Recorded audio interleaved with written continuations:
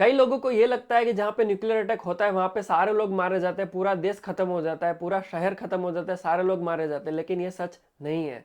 Hiroshima और Nagasaki जहाँ पे न्यूक्लियर अटैक हुआ था वहाँ पर भी टोटल पॉपुलेशन के तकरीबन 40% लोग ने ही अपनी जान गंवाई थी और बाकी के अराउंड 60% लोग बच गए थे। आपका बचना इस बात पे डिपेंड करता है कि आप ब्लास्ट से कितने दूर थे, आपके बीच में कोई चीज आई थी और इमीडिएटली आपने क्या एक्शन ली है। लेकिन आज के टाइम पे इतने बड़े बॉम्ब भी अवेलेबल है जो पूरे शहर को खत्म कर सकते हैं, मिलियंस ऑफ लोगों की जानें जा सकती है। यहाँ पे आप देख सकते हो कि हिरोशिमा और नागासाकी पे जो अटैक हुआ था उस ब्लास्ट का जो मशरूम क्लाउड है वो 7000 मीटर की हाइट तक पहुंचा था, जो माउंट एवरेस्ट से थोड़ा ही नीचे है। इसी हाइट पे प्लेन भी उड़ता है। लेकिन जो आज के टाइम पे TSAR बॉम्ब अवेलेबल है जो बहुत बड़ा बॉम्ब है, उसको आप देख सकते हो, उसका मशरूम क्लाउड 50,000 मीटर की हाइट तक ऊपर उठता है। मतलब आप कंपेयर कर सकते हो हिरोशिमा के मुकाबले ये बॉम्ब कितना घातक होगा और पूरा शहर तबाह कर देगा, शायद शहर के आसपास के शहर को भी तबाह कर देगा। लेकिन इतने बड़े बॉम्ब का इस्तेमाल कोई कंट्री करे ये ना के बराबर है, पॉसिबल नहीं है। क्योंकि कोई भी कंट्री पहले अपने दुश्मन देश को छोटे बॉम्ब से डराएगी सरेंडर करवाने के लिए या फिर स्पेसिफिक मिलिट्री टारगेट के लिए, ताकि वो डर जाए और सरेंडर कर दे। ऐसे बॉम्ब का यूज कोई कंट्री तभी कर सकती है जब दोनों देशों ने आपस में न्यूक्लियर बॉम्ब एक दूसरे पे गिरा चुके हो, थोड़े छोटे बड़े, और फिर तंग आकर कोई ये बड़ा बॉम्ब इस्तेमाल करे। ऐसा काम कोई सन के लीडर ही कर सकता है, लेकिन यह भी सच है कि आजकल दुनिया में सन के लीडर्स की कोई कमी नहीं है।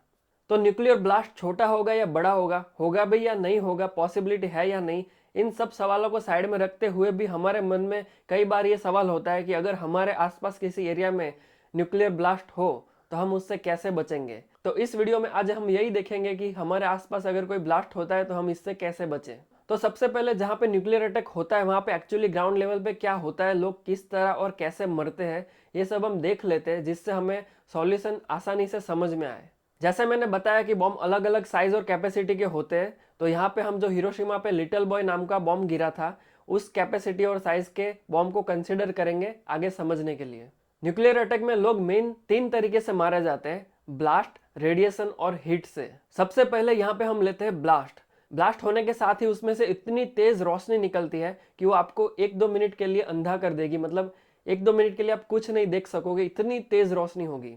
और यही ब्लास्ट अगर रात को होता है तो आधे घंटे तक आप कुछ भी नहीं देख पाओगे। उसके बाद आता है फायरबॉल एरिया, मतलब आप जो राउंड में देख रहे हो फायर वाला एरिया, वो फायरबॉल एरिया है जो तकरीबन 300 मीटर के रेडियस के इलाके में होता है। ये फायरबॉल एरिया का टेम्परेचर 6000 डिग्री ऑन सेल्सियस जितना होता है, मतलब सूरज के सरफेस टेम्परेचर जितना।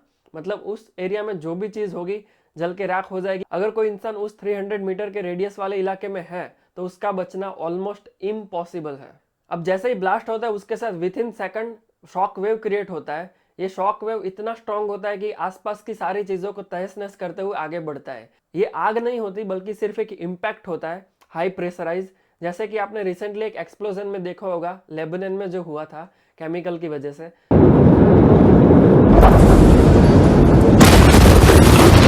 यहाँ पे आप देख सकते हो ये शॉक वेव जो धीरे धीरे दूर जा रहा है और अपने साथ सारी चीजें तबाह करके जा रहा है।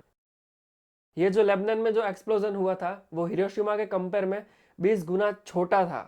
तो आप अंदाजा लगा सकते हो कि हिरोशिमा वाले अटैक में ये शॉकवेव कितना बड़ा होगा। अब आते हैं रेडिएशन पे। ब्लास्ट से 1.25 किलोमीटर के रेडियस वाले इलाके में एक्सट्रीम रेडिएशन फैलेगा। ये रेडिएशन ब्लास्ट के टाइम से कुछ हफ्तों तक वहीं पे रहेगा। याद रहे ये रेडिएशन हमें दिखता नहीं है, लेकिन हमारे शरीर के ऑलमोस्ट सारे ऑर्गन्स को खराब कर देता है और धीरे धीरे हमारी बीमारी से मौत हो जाती है। उसके बाद आता है थर्मल रेडिएशन।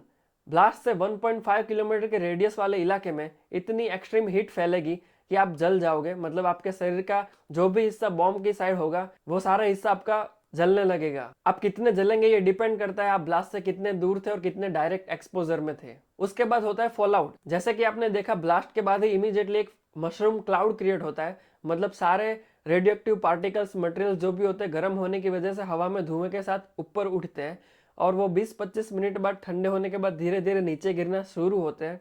ये फॉल आउट ब्लास्ट के 20-25 मिनट बाद शुरू होगा और कई हफ्तों तक चलता रहता है। ब्लास्ट के 24 से 48 घंटे तक 50% फॉल आउट ऑलरेडी नीचे गिर चुका होगा और बाकी का जो भी फॉल आउट बाकी है वो अगले कुछ हफ्तों तक ऐसे धीरे धीरे धीरे नीचे गिरता रहेगा। याद रहे इस फॉल आउट में रेडियो एक्टिव पार्टिकल्स, मटेरियल्स होते हैं जो आपके डायरेक्ट कॉन्टेक्ट में आने से आपको रेडिएशन सिकनेस का खतरा है। मतलब आप रेडिएशन से बीमार होंगे और कुछ दिन, हफ्ते या साल में आपकी कैंसर जैसे मौत हो जाएगी। तो इन शॉर्ट टोटल 2 किलोमीटर के रेडियस वाले इलाके में कंप्लीट डिस्ट्रक्शन होगा, मतलब वहां पे बहुत ही जान हानि होगी।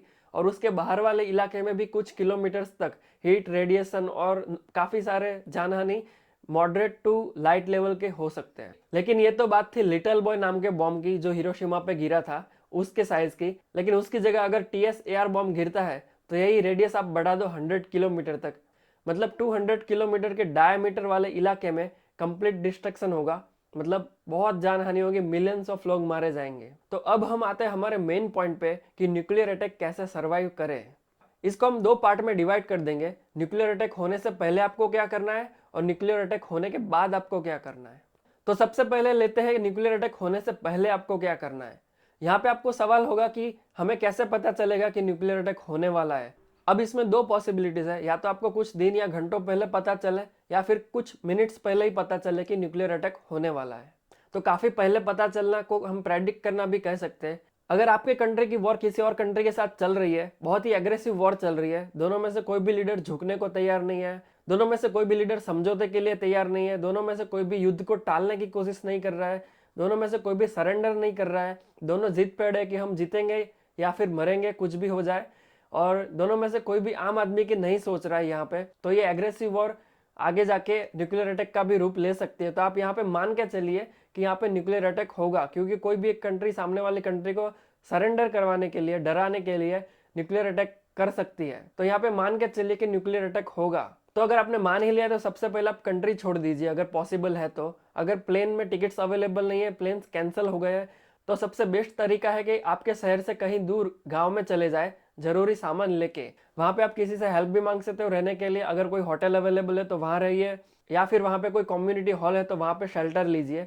मोस्टली गांव में सभी लोग हेल्प करते हैं, चाहे इंडिया का गांव हो या कोई भी विदेश का गांव हो। याद रहे ये चीज आप वॉर के टाइम भी कर सकते हो। अगर आपकी कंट्री के बाहर दुश्मन कंट्री ने बॉर्डर पे आर्मी डिप्लॉय कर दी है, टैंक्स और मिसाइल्स डिप्लॉय कर दी है, तो वॉर होने वाली है समझकर पहले ही आप किसी दूर गांव में चले जाइए अपने जरूरी सामान लेकर। कई लोगों को ये लगता है कि दुश्मन देश आपकी कंट्री में घुस के सामने जो आएगा उसको सबको मार देंगे, ऐसा नहीं होता है। उनके पास स्पेसिफिक टारगेट होते हैं, उनको टारगेट के लिए सब सामान बचा के रखना होता है। उनके पास लिमिटेड गोलियां, टैंक्स में लिमिटेड फ्यूल होता है, सारे हथियार उनके पास लिमिटेड होते हैं, क्योंकि वो काफी दूर से आपकी कंट्री के अंदर घुसे हैं। अगर वो ऐसे ही आम लोगों पे अपने सारे हथियार खर्च कर देंगे तो जब टारगेट या मिलिट्री का सामना करना पड़ेगा तब उनके पास कोई हथियार नहीं बचेगा। आम आदमी को तभी मारेंगे जब दो कंट्री के बीच के वॉर का रीजन रिलीजियस बेस पे हो, मतलब दो कौम की लड़ाई, रिलीजन बेस की लड़ाई हो, तभी शायद पॉसिबल है कि आम लोगों को भी वो मारे।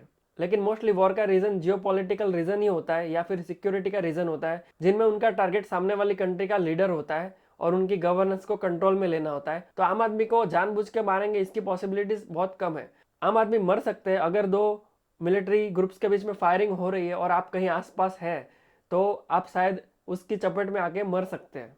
लेकिन कोई दुश्मन कंट्री गांव में घुस के लोगों को पकड़ पकड़ के घर में घुस घुस के मारेंगे, ये ऑलमोस्ट ना के बराबर है। तो अगर आप कंट्री नहीं छोड़ सकते तो सबसे बेस्ट ऑप्शन है कहीं दूर आप गांव में चले जाइए और वहां पे कुछ महीनों तक युद्ध शांत होने तक वहीं पे रहिए, और जब परिस्थिति बाहर सुधर जाए तो अब अपनी सूझबूझ से निकलिए और फिर आप जहां जाना चाहते हैं वहां सेकेंडरी आपका शेल्टर ढूंढिए। यहाँ पे वॉर के टाइम आपको ये याद रखना है कि आपको ये अपना डिसीजन, दोनों कंट्री के रिलेशन कैसे है, दोनों कंट्री के बीच में किस कारण युद्ध हो रहा है, दुश्मनी कैसी है, अगर आप किसी थर्ड कंट्री से हो तो आपकी कंट्री का उन दोनों के साथ कैसा रिलेशन है, ये सब कुछ एनालिसिस करने के बाद आपको ये डिसीजन लेना है कि आपको गांव जाना है या कहीं और जाना है। अब दूसरी पॉसिबिलिटी ये है कि आपको सिर्फ कुछ मिनट से लेकर 30 मिनट्स पहले इंफॉर्मेशन मिले कि यहाँ पे न्यूक्लियर अटैक होने वाला है। यहाँ पे 30 मिनट्स इसलिए क्योंकि जो फास्टेस्ट मिसाइल है बैलिस्टिक मिसाइल, रसिया उसका इस्तेमाल करके यूएसए पे सिर्फ 30 मिनट्स में मिसाइल भेज सकती है और न्यूक्लियर अटैक कर सकती है। आपके देश का डिफेंस डिपार्टमेंट या सिक्योरिटी डिपार्टमेंट रडार या किसी भी सिस्टम का यूज करके दुश्मन की एक्टिविटी को ट्रैक कर सकते हैं और प्रेडिक्ट कर सकते हैं कि न्यूक्लियर अटैक होने वाला है। और ये इन्फॉर्मेशन गवर्नमेंट आपको रेडियो से, टीवी से, सोशल मीडिया से या फिर कोई अनाउंस या अलर्ट सिस्टम से आप तक पहुंचाएंगी। लेकिन तब तक आपके पास बहुत कम समय बचेगा, आप तक इन्फॉर्मेशन पहुंचते पहुंचते शायद 1-2 मिनट ही बची होगी। ये जो न्यूक्लियर अटैक की कुछ ही मिनट्स पहले आपको इन्फॉर्मेशन मिली है, ये बहुत ही इंपॉर्टेंट इन्फॉर्मेशन है, इससे आपकी जान भी बच सकती है, तो इसका सही इस्तेमाल करें। तो अब जब कुछ ही मिनट्स में न्यूक्लियर अटैक होने वाला है, तो या तो आप घर में होंगे, या तो आप कहीं बाहर घूम रहे होंगे, या आप अपनी जॉब की लोकेशन पे होंगे। तो तीनों ही केस में सबसे पहले आपको अपनी सुरक्षा करनी है। आपको दूसरों की मदद में नहीं रुकना चाहिए। आप भागते भागते सुरक्षित जगह ढूंढते हुए आप किसी की मदद कर सकते हैं शाउट करते हुए, लेकिन ज़्यादा टाइम वेस्ट मत कीजिए। अगर आधे घंटे का टाइम है और शहर में आप बीच में रहते हो तो भूल के भी गांव की तरफ भागने की कोशिश मत कीजिए, क्योंकि ये इन्फॉर्मेशन मिलते ही सारा ट्रैफिक जाम हो जाएगा और आप शायद ट्रैफिक में ही अटक जाओगे और वहीं पे ब्लास्ट हो जाएगा। तो सबसे पहले आपको ये देखना है, अगर आसपास कोई बड़ी बिल्डिंग है, मजबूत बिल्डिंग है, कोई इमारत है, तो आपको उसमें जाके छुपना है। अगर आपको कोई नजदीकी बिल्डिंग मिल जाती है और अगर आप उसमें घुस जाते हो तो ध्यान रखिए आप बिल्डिंग के बीच के एरिया में जाइए। किसी भी दीवार या विंडो के आसपास मत खड़े रहिए ये देखने के लिए कि ब्लास्ट कैसा होगा। आप बिल्डिंग के जितने सेंटर में रहेंगे उतने ज्यादा सेफ रहेंगे। आपके और ब्लास्ट के बीच में जितने दीवार के लेयर होंगे उतने ज्यादा आप सेफ रहेंगे। अगर उस बिल्डिंग में कोई बेसमेंट है तो सबसे पहले बेसमेंट में जाइए, क्योंकि बेसमेंट सबसे सेफ रहता है। अगर आपके आसपास कोई अंडरग्राउंड रेलवे स्टेशन है, सबवे स्टेशन है या मेट्रो स्टेशन है तो वहां चले जाइए, क्योंकि वो भी बहुत मजबूत होता है। वहां पे आप अंदर कहीं भी दीवार के आसपास अपने आप को सुरक्षित कर लीजिए। दूसरा सिनारियो है, आपके आसपास कोई बिल्डिंग नहीं है, ना ही कोई अंडरग्राउंड रेलवे स्टेशन है और खुला मैदान है या कोई बिल्डिंग आपको नहीं मिल रही है, तो एक चीज आप कर सकते हो, आप जमीन पे उल्टे लेट जाइए और अपने हाथों से सिर को और कान को ढक लीजिए और अपने फ्रंट साइड को ब्लास्ट के एक्सपोजर में ना आने दें। अगर आप बाहर हो तो आप ये भी ध्यान में रखिए कि किसी भी कमजोर चीज के पीछे ना छुपे, कमजोर दीवार, कमजोर बिल्डिंग, पुरानी बिल्डिंग के पीछे ना छुपे, क्योंकि शॉक वेव इतनी स्ट्रांग होगी कि सारी दीवारें, कमजोर बिल्डिंग सब कुछ गिरा देंगी और आप उसके नीचे दब के मर सकते हैं। इससे अच्छा यही होगा कि आप नीचे जमीन पे लेट जाइए उल्टे। यहाँ पे तीसरा सिनारियो ये होगा कि आप ऑलरेडी घर में होंगे या किसी बिल्डिंग में होंगे, तो वहां पे आपको, जैसे मैंने पहले बताया, कि आपको बिल्डिंग के सेंटर वाले एरिया में जाना है। हो सके उतने ज्यादा दीवारों के लेयर आपके और ब्लास्ट के बीच में होने चाहिए, जिससे आपको मैक्सिमम प्रोटेक्शन मिल सके। अगर आपके बिल्डिंग में भी बेसमेंट है तो आपको सबसे पहले बेसमेंट में जाना चाहिए और जाते वक्त जरूरी सामान में से जो भी आपके हाथ में आए, खाना पीना, मास्क, रेडियो, बैटरीज, जो भी आपके हाथ में है वो ले लीजिए और सेफ प्लेस पे चले जाइए। याद रहे वहां आपको अगले 24 से 48 घंटे तक रहना पड़ेगा और जब तक कोई सूचना नहीं आती रेडियो पे रेस्क्यू की, तब तक आपको वहां से बाहर नहीं निकलना है। और अगर टाइम बहुत ही कम है तो कुछ भी लेने के लिए मत रुके। अगले 24-48 घंटे तक कोई भी बिना खाए पिए जिंदा रह सकता है। यहाँ पे मैं आपको जरूरी सामान की लिस्ट दे देता हूँ। जरूरी सामान में आप खाना पीना, पेपर, नैपकिन, टॉर्च, रेडियो के लिए extra battery, first aid kit, आई प्रोटेक्शन के लिए कोई सनग्लासेस, ऑफलाइन मैप्स पेपर वाले, फोन्स, पावर बैंक्स, ये सब आप जरूरी चीज में कंसीडर कीजिए और जो भी चीज आपको जरूरी लगे वो लेके जाइए। और यहाँ पे याद रखिए कि आपके फोन में एफएम रेडियो नहीं चलेगा बिना इंटरनेट के, और जब ब्लास्ट होगा उसके बाद ना ही इंटरनेट चलेगा ना ही कोई फोन टावर चलेगा, इसलिए आपको अलग से रेडियो रखना बहुत जरूरी है। कुछ सालों पहले स्मार्टफोन्स में एफएम रिसीवर्स होते थे, लेकिन अब वो नहीं होते, क्योंकि कंपनी चाहती है कि आप कंपलसरी म्यूजिक के लिए सब्सक्रिप्शन ले और फ्री में म्यूजिक ना सुने। तो ये याद रखिए, आपके फोन में एफएम रेडियो नहीं चलेगा बिना इंटरनेट के, तो अलग से बैटरी और रेडियो दोनों साथ में रखें। तो यहाँ तक बात हुई कि न्यूक्लियर ब्लास्ट होने से पहले आपको क्या करना है, अगर आपके पास कुछ मिनट्स है तो। लेकिन क्या अगर आपके सामने ब्लास्ट हो चुका है या हो रहा है तो उसके बाद आपको क्या करना है, आइए देखते हैं। जैसे कि मैंने पहले बताया, ब्लास्ट के अराउंड 300 मीटर के रेडियस वाले इलाके में फायरबॉल एरिया क्रिएट होता है। वहां पे आपका बचना इम्पॉसिबल है, क्योंकि वहां का टेम्परेचर 6000 डिग्री सेल्सियस होता है। तो हम उस एरिया की बात नहीं करेंगे। फिर भी अगर आप उस एरिया में हो तो शायद आपको कुछ ही सेकंड्स मिलेंगे, फ्रैक्शन ऑफ सेकंड या कुछ सेकंड्स। तो ट्राई कीजिए, अगर आप बच सके, कहीं पे जा सके, छुप सके तो, वरना ऑलमोस्ट वहां पे बचना इम्पॉसिबल है।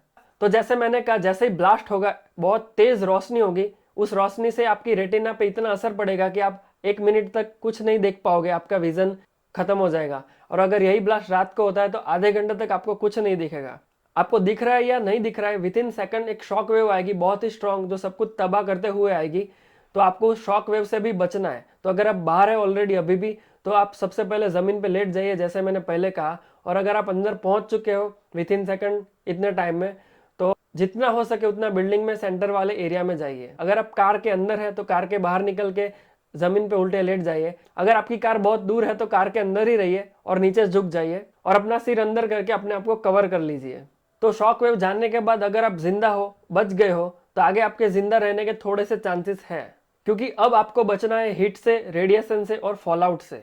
शॉक वेव के जाने के बाद अगर आपका विजन वापस आ जाता है विद इन मिनट, तो जैसे मैंने पहले बताया कि नजदीकी बिल्डिंग ढूंढो, वहां पे आप सेंटर में जाओ या किसी बेसमेंट में जाओ या किसी नजदीकी अंडरग्राउंड रेलवे स्टेशन में जाइए, क्योंकि अगले 24-48 घंटे तक जो रेडिएशन होगा उससे आपको बचना है। ब्लास्ट के बाद फायरबॉल एरिया के बाहर भी आग धीरे धीरे फैलेगी, मतलब ऐसी कोई जगह या चीज के पीछे ना छुपे जो इजीली आग को कैच कर सकती है और जल सकती है, क्योंकि आप उसके पीछे जल के भी मर सकते हो। शॉक वेव के जाने के बाद 20 या 25 मिनट के बाद धीरे धीरे फॉल आउट शुरू होगा। जो भी रेडियो एक्टिव पार्टिकल्स या छोटे छोटे कण जो हवा में ऊपर उठे थे धुएं के साथ, वो अब धीरे धीरे नीचे गिरना शुरू होंगे। उसे फॉल आउट कहते हैं। उसमें जो रेडियो एक्टिव मटेरियल्स पार्टिकल होते हैं उसके डायरेक्ट कांटेक्ट में आने से आपको रेडिएशन सिकनेस होगी और धीरे धीरे आपकी मौत भी हो सकती है कुछ दिन, हफ्तों या सालों में। तो उससे भी आपको बचना है अगले 24 से 48 घंटों तक। अगर ब्लास्ट के टाइम आप बाहर थे लेकिन अब आप कहीं पे अंदर हो और सुरक्षित जगह पे हो, तो किसी और को टच मत कीजिएगा और अपने आउटर लेयर के जो कपड़े हैं उसे उतार के कहीं दूर रखिए, क्योंकि आप पे रेडिएशन पार्टिकल्स, मटेरियल्स वगैरह गिरे होंगे। आपके सर के बालों पे भी गिरे होंगे, आपके शरीर पे चमड़ी पे भी गिरे होंगे। तो सबसे पहले आपको वो कपड़े उतारने हैं, कहीं दूर रखने हैं और उसके बाद आपको नहाना है। साबुन से, शैम्पू से बहुत अच्छे से नहाना है और दूसरे कपड़े पहनना है।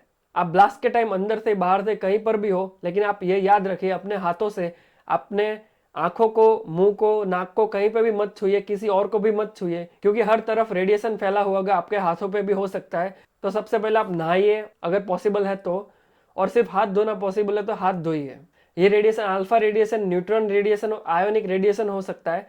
ये आपको दिखेगा नहीं, आपको लगेगा कि ये क्या है, कुछ है नहीं, तो हमारे शरीर पे कुछ गिरा है, इससे क्या हमें होगा, लेकिन इससे आपको रेडिएशन का खतरा है। और रेडिएशन सिकनेस से आपकी कुछ दिनों में, कुछ हफ्तों में, कुछ सालों में, जैसे कैंसर में धीरे धीरे मौत होती है, उस तरह से आपकी मौत हो सकती है। जैसे कि उसके एग्जाम्पल आपको हिरोशिमा और नागासाकी अटैक में भी मिल जाएंगे बहुत सारे।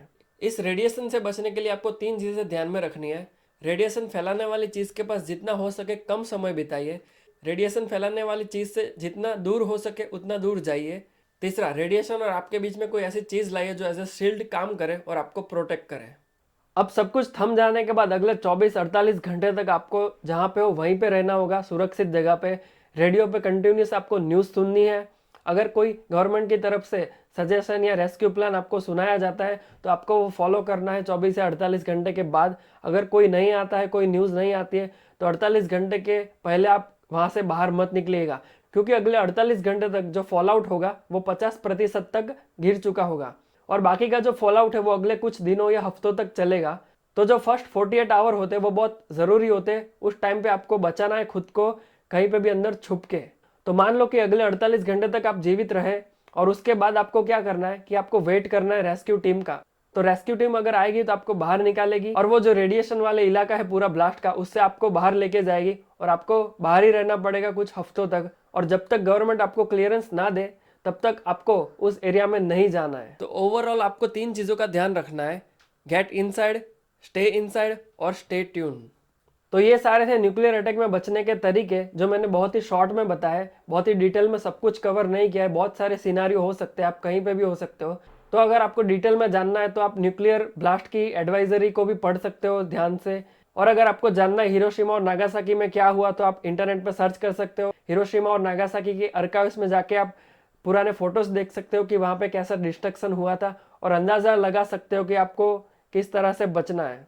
हम यहाँ पे आशा करते हैं कि पृथ्वी पे हिरोशिमा और नागासाकी जैसे अटैक फिर कभी ना हो।